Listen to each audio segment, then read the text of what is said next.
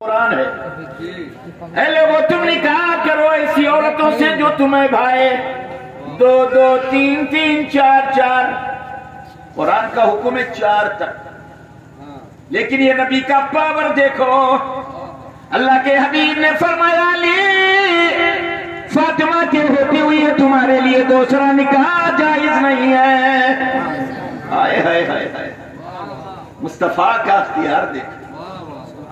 میں تو مالک ہی کہوں گا کہ ہو مالک کے حبیب، یعنی محبوب و محب میں نہیں میرا۔ سبحان اللہ۔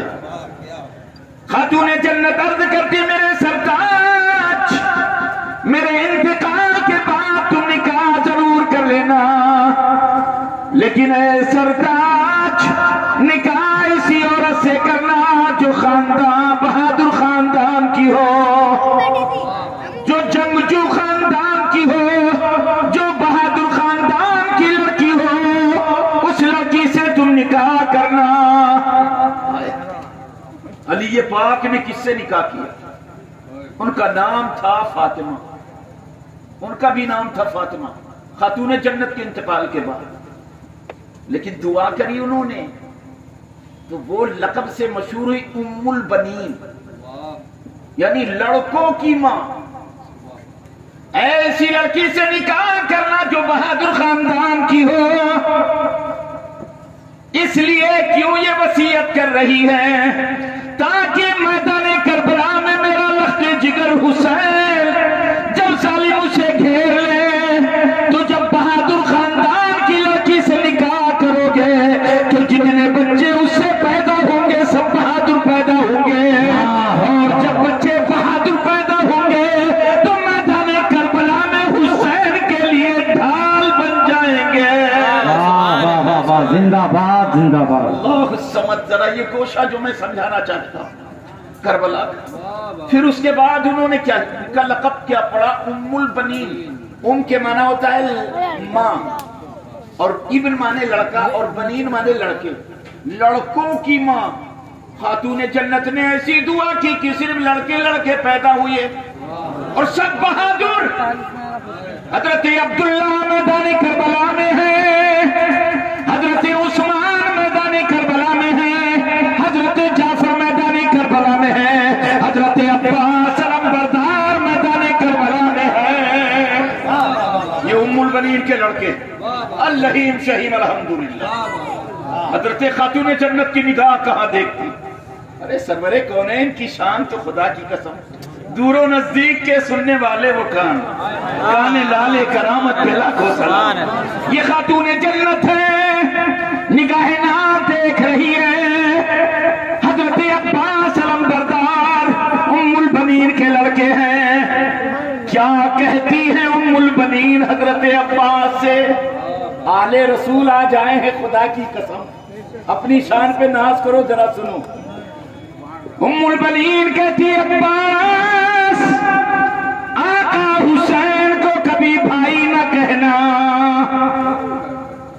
حضرت عباس بول پڑے امی جان، حسین کے والد محترم کا نام ہے علی، عباس کے والد کا نام ہے علی، جب ہم دونوں کے باپ ایک ہیں تو حسین ہمارے بھائی ہوئے کہ نہیں؟ ماں کہتی ہے بیٹے عباس والد کی طرف سے دیکھو تمہارے بھائی ہیں، لیکن اے عباس حسین کی ماں رسول اللہ کی دختر نیک خاتون جنت ہے، حسین کی والدہ خاتون جنت ہے، اور تم ایک لونڈی کے لڑکے ہو۔ ہمیشہ یاد رکھنا جب بھی حسین کو بلانا تو آقا حسین کہنا، کبھی بھائی نہ کہنا۔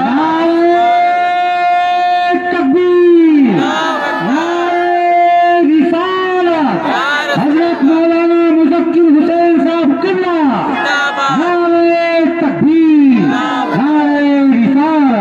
چپن چمن فاطمی کا وہ پھول آیا ہوا ہے۔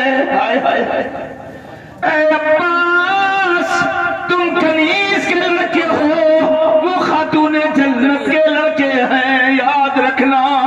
اور اے عباس سن لو، کبھی تم حسین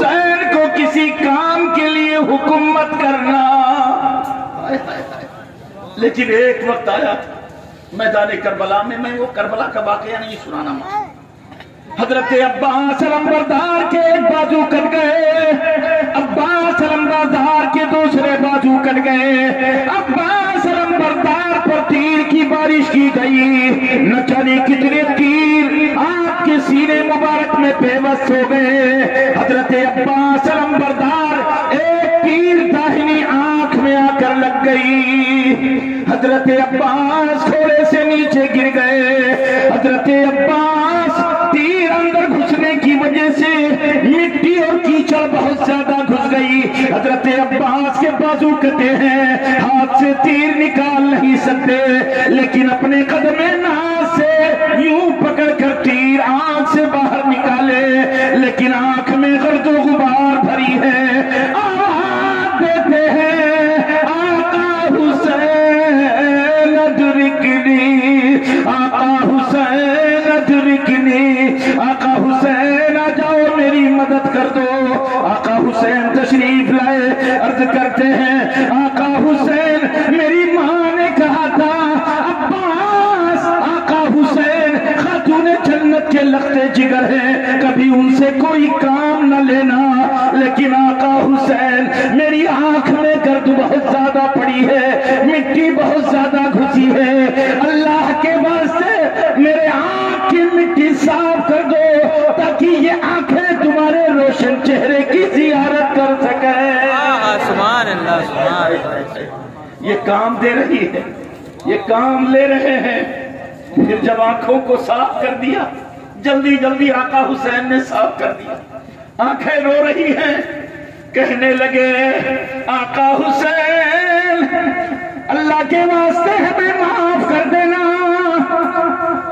عباس علمبردار کہتے ہیں میری ماں ام البنین سے میری شکایت نہ کرنا, ہم نے صرف رخ روشن کی زیارت کے لیے یہ کام میں نے چھوٹا سا لیا. ہائے ہائے ہائے, یہ اولاد فاطمی کا مقام ہے. اللہ الصمد. اور آگے بڑھ لو, میں بہت جلدی بہت مین پوائنٹ پہ آ رہا ہوں. ایران سے تھوڑی دور پر ایک شہر ہے, شہر خراسان. شہر خراسان سے آگے ایک علاقہ سنجر. یہ اس وقت کی بات ہے جب سلجوقی بادشاہوں کا دور چل رہا تھا. آل رسول کی شان کیا ہے, تھوڑی دیر آپ سمجھ. ایران میں سلجوقی بادشاہوں کا دور چل رہا تھا. ایران سے تھوڑی دور پر آبادی خراسان, خراسان سے آگے گاؤں سنجر. ایران کے بادشاہ نے آرڈر کیا فوجیوں بہت بڑی فوج لے کر جاؤ, خراسان اور سنجر پر اٹیک کرو, علاقہ ہمارے قبضے میں کر دو. ایران کی فوج گئی تو وہاں کے لوگوں نے اتنا مارا, بہت سے فوجی مار دیے گئے, کچھ بچے بھاگ آئے. ایران کے بادشاہ کو بتایا, پھر دوسری فوج بھیجا, وہ فوج بھی ماری گئی, پھر ٹھہر گیا. بادشاہ نے آرڈر کر دیا بہت لشکریں, بڑا ایک لشکر جرار تیار کیا جائے. 20,000 کا لشکر تیار ہوا. نگاہیں تلاش کر رہی تھی اتنی بڑی فوج کا کمانڈر کون ہوگا. لوگ یوں ہی باتیں کر رہے تھے, لیکن بادشاہ ایران نے کہا اس فوج کا کمانڈر میرا اپنا بھائی ہوگا جو سنجر اور خراسان پر حملہ کرے گا. اس نے اپنے بھائی کو فوج کا کمانڈر بنایا. اس کا بھائی جب فوج کا کمانڈر, یہ فوج کو لے کر جب گیا تو جنگل میں انہوں نے پڑاؤ ڈالا. جنگل میں پڑاؤ ڈالا, اتفاق سے ہیضے کی بیماری آ گئی.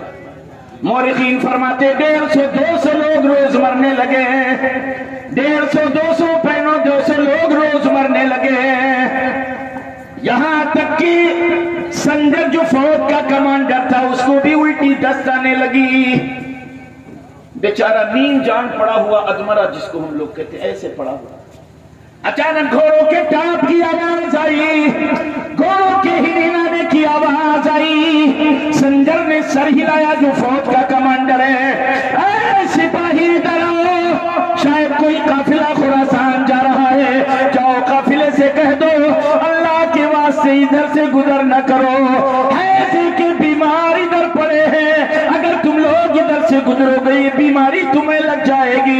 اپنا راستہ موڑ دو، کسی اور راستے سے خراسان چلے جاؤ۔ ایک فوجی بڑی تیزی سے بھاگتے ہوئے گیا، ٹھہرو اے لوگوں، ادھر لوگ 150 200 لوگ مر رہے ہیں، ہیضے کے بیمار پڑے ہیں، پلٹ جاؤ، بھاگ جاؤ ادھر سے۔ مجمع میں سناٹا چھایا رہا، قافلہ بڑا سنسان تھا۔ اسی قافلے میں حسن و جمال میں بے مثال ایک نوجوان، جس کے چہرے سے عشق رسالت کی جھلک نمودار تھی، جس کی پیشانی نبی محترم کی محبت سے چمک رہی تھی، جس کی زلف معمری رسول اللہ کی یاد دلا رہی تھی۔ نوجوان نے کہا، اے سپاہی، کہاں ہے تمہاری فوج؟ کہاں ہے بیمار؟ ہمیں لے چلو۔ ٹھہر جاؤ، ہمارے کمانڈر نے منع کیا ہے، وہاں نہ جاؤ، جو کوئی آئے گا تو یہ بیماری اس کو لگ جائے گی۔ اس نوجوان نے کہا، تیرے کمانڈر نے منع کیا ہے، ہمارے کمانڈر رسول اعظم نے ارشاد فرمایا ہے جب کوئی بیمار ہو جائے اس کی عیادت کو جایا کرو۔ ہم تو چلیں گے۔ آپ کو یاد ہے خواجہ غریب نواز کے دادا کا نام کیا ہے؟ خواجہ غریب نواز کے دادا کا نام ہے سید کمال الدین۔ کیا نام ہے؟ سید کمال الدین۔ خواجہ غریب نواز کے والد محترم کا نام ہے سید غیاث الدین۔ ایک بار نام لے لو، سید غیاث الدین نام ہے۔ یہ حسنی حسینی دونوں سید ہیں، الحمدللہ۔ آل رسول ہے سید غیاث الدین۔ الغرض نوجوان نے کہا، ہمیں وہاں لے کر چلو، ہمارے کمانڈر نے منع کیا نہیں۔ مجبور ہو کر سپاہی لے کر آ گیا۔ فوج کا کمانڈر سنجر نیم جان پڑا ہوا تھا، زندگی موت کے بیچ ہچکولے کھا رہا تھا۔ نوجوان پہنچا، سنجر نے کہا، نوجوان تجھے یہاں نہیں آنا چاہیے۔ نوجوان نے کہا، اے فوج کا کمانڈر تو پریشان نہ ہو، فوج کے پاس جتنا پانی ہے سارا پانی اکٹھا کر لو۔ سارا پانی اکٹھا کر لیا گیا۔ نوجوان نے کہا، ایک پیالہ پانی اس میں سے لا کے مجھے دے دو۔ ایک لکڑی میں ایک پیالہ پانی ملایا گیا۔ نوجوان اس پانی کو ہونٹ سے لگا لیا، جس کو ہم لوگ اپنی زبان سے کہتے ہیں جھوٹا کر دیا۔ آل رسول کوئی آتا ہے تو کہتے نہیں، حضرت چہوا ایک گھوٹ پی لو پھر ہم پی لیں، آئے ایک گھوٹ پانی پی لیں پھر ہم پی لیں۔ اتنا اتنا گوشت نکال دیتے ہیں کہ کم سے کم حضرت چھو ہی نہیں لیں، کھائیں گے تو پورا نہیں، چھو لیں اس کو، میں کھا لوں زبردست۔ آئے خدا کی قسم، ذرا آل رسول کی شان سنو۔ سارا پانی اکٹھا کر دو۔ جب سارا پانی اکٹھا ہو گیا، اس پانی میں سے ایک پیالہ پانی مجھے دے دو۔ نوجوان نے ایک پیالہ پانی ہاتھ میں لیا، منہ سے لگا لیا، جھوٹا کر دیا۔ نوجوان نے کہا، یہ پانی لے جاؤ، سارے پانی میں ملا دو۔ سارے پانی میں ملایا گیا۔ نوجوان نے کہا، اے فوجیوں، جتنے بیمار فوجی ہیں یہ پانی پلاؤ۔ اللہ کی قسم مورخین لکھتے ہیں، جتنے فوجی بیمار تھے جیسے ہی یہ پانی پیا، سارے فوجی بغیر دوا کے سب اچھے ہو گئے، یہاں تک کہ سنجر اچھا ہو گیا، اور ایسے اچھے ہوئے لگتا ہے کبھی بیماری نہیں آئی ہے۔ سنجر اور فوج جب توانا تندرست ہو کر پوری فوج کھڑی ہو گئی، الرٹ ہو گئی۔ سنجر قدموں میں گر گیا، قدموں میں گر کر کہنے لگا، اے نوجوان، تو کتنا برکت والا ہے، اللہ نے تیری زبان میں کتنی تاثیر دی ہے۔ اے نوجوان، جس پانی کو تو نے جھوٹا کر دیا، اللہ نے اس میں کتنی شفا رکھی ہے۔ اے نوجوان، تیرا نام کیا ہے؟ نوجوان نے کہا، میرا نام سید غیاث الدین ہے۔ واہ واہ واہ واہ، زندہ باد زندہ باد۔ قافلے کے سالار نظر آتے تھے، جس جلوس